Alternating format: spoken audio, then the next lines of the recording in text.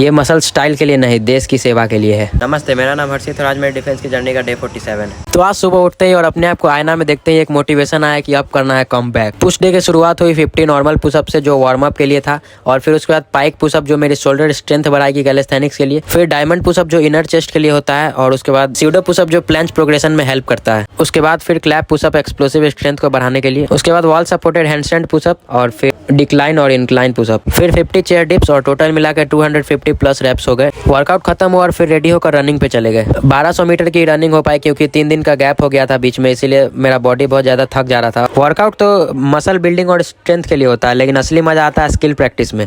तो जैसा कि अभी मेरा टारगेट है हैंडस्टैंड को मास्टर करना, और पहला एम है हैंडस्टैंड पुशअप अनलॉक करना, तो बस उसी की प्रोग्रेशन चल रही थी। और फिर घर आए और कुछ थॉट्स दिमाग में चल रहा था, उसी को डायरी में लिखे और नहा के खाना खा के चले गए क्लास। किसी रीजन की वजह से आज जल्दी छुट्टी कर दी गई थी। उसके बाद मैं घर आया, थोड़ा आराम करने के बाद राजवंत सर के लेक्चर से वेक्टर को पढ़ना शुरू किया। क्लास 11th का one of the toughest topic होता है वेक्टर, लेकिन मैंने फोकस के साथ पढ़ाई की और मुझे थोड़ा थोड़ा समझ में तो आ रहा है। और उसके बाद क्वाड्रेटिक इक्वेशन के कुछ क्वेश्चन सॉल्व किए। फिर उसके बाद थोड़ा माइंड फ्रेश करने के लिए मैं चला गया घूमने, और वापस आने के बाद मैथ्स का एनडीए वाला क्लास को कंप्लीट किया, और इसी प्रकार आज का दिन समाप्त हुआ।